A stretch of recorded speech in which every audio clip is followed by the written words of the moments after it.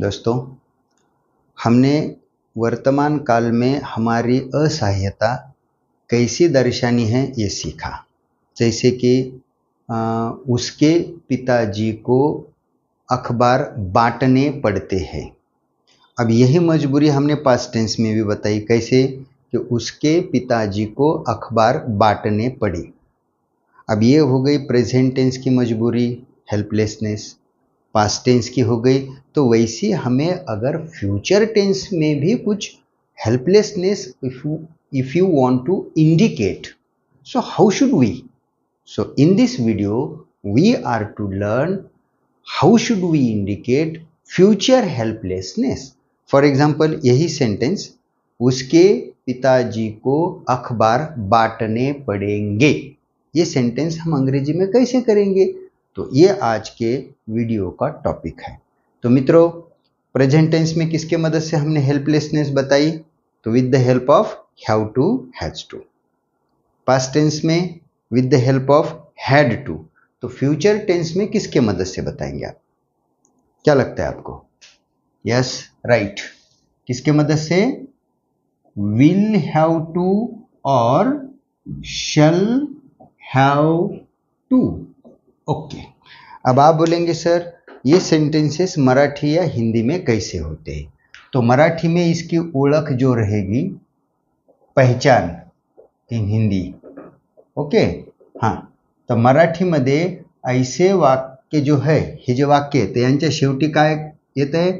करावे लागेल, बघा, किंवा खावे लागेल, द्यावे लागेल, जावे लागेल, असे येतात।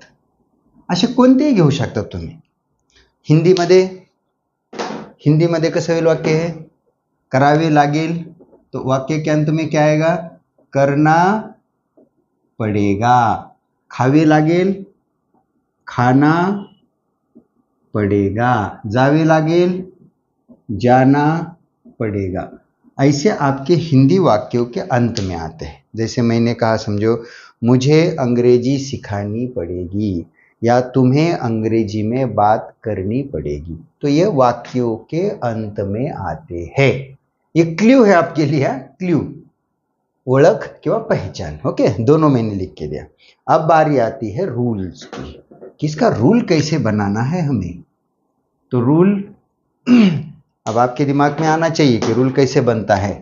तो फर्स्ट ऑफ ऑल सब्जेक्ट, उसके बाद विल या शल, फिर आएगा हैव टू का नंबर, उसके बाद फर्स्ट फॉर्म, ऑब्जेक्ट, कुछ बचता है तो अंत में डाल दो।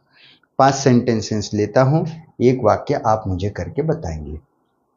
मुझे ऐसा कहना है, हमें गाड़ी शुरू करने के लिए धक्का लगाना पड़ेगा या धक्का मारना पड़ेगा। आपल्याला गाडी सुरू करण्यासाठी धक्का मारावा लागेल किंवा ढकलावी लागेल। धक्का मारावा लागेल, ढकलावी लागेल या धक्का देना पड़ेगा, वगैरह वगैरह। चलो बताओ कैसे करेंगे sentence. Subject we, for we will ले सकते हैं आप लोग, लेकिन ले लो, शल लेना बहुत ही अच्छी बात है। वी शल, रूल पे ध्यान देते चलो मित्रों। Have to, we shall have to, ढकलने, पुश, पुश या शो, शो काय? गाड़ी। अब कौन सी भी, अब मैं कार लेता हूं, द कार, और क्या शुरू करने के लिए, शुरू करण्यासाठी, to start.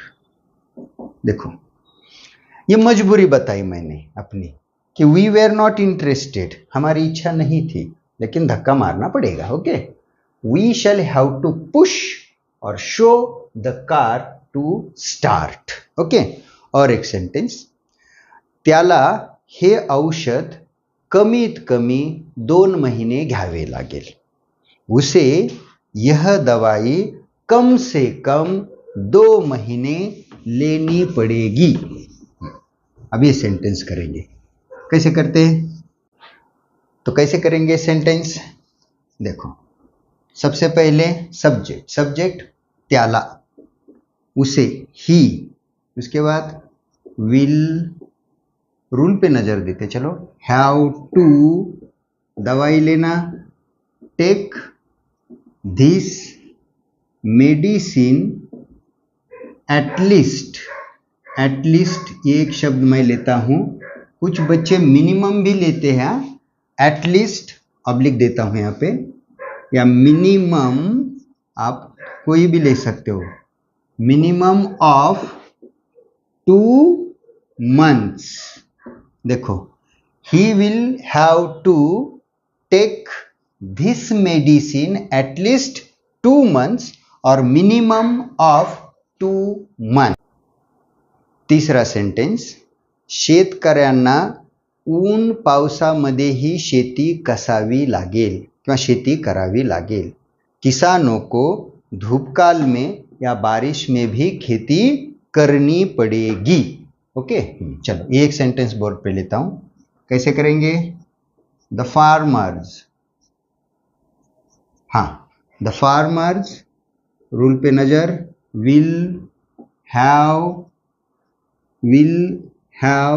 To, a farm means to cultivate the field, खेती करने, डू फार्मिंग ऐसा भी कुछ बच्चे लेते हैं, हाँ डू फार्मिंग, तो यहां पे डू बोले तो करना और फार्मिंग बोले तो खेती, ऐसा मैंने farm I used as a verb, the farmers will have to farm, हाँ बाकी का सेंटेन्स, ऊन पावसातही किंवा धूपकाल में या बारिश में ही, even in the sun and shower, even in the sun and shower, तो ये अच्छा है। देखो, the farmers will have to do farming और the farmers will have to farm even in the sun and shower, यहाँ shower बोले तो bathroom का शॉवर नहीं है, तो ये जैसे अपन ऊन पावसातही, ऊन वाऱ्यातही असा शब्द घेतो, धूपकाल या बारिश में भी तो वैसा ही शब्द है, even in the sun and shower, म्हणजे धूपकाल रहे या बारिश रहे, farmers will have to do farming और farmers will have to farm. Okay, farm खेती के लिए भी आएगा, फार्म खेती करने के लिए भी आएगा। ओके, तो शब्द थोड़े से नए नए सीखते जाओ। चौथा सेंटेंस, तुम्हें अंग्रेजी में भाषण देने के लिए बहुत पढ़ना पड़ेगा, रीड रीड, यस, तुम्हाला इंग्रजीमध्ये भाषण देण्यासाठी खूप वाचन करावे लागेल, इजी सेंटेंस है, आप बनाएंगे, yes, you will have to verb read much to deliver the speech in English. Okay, you will have to read much to deliver the speech in English. Okay, last sentence मेरा, फिर एक मैं आपको देता हूं, आप करेंगे।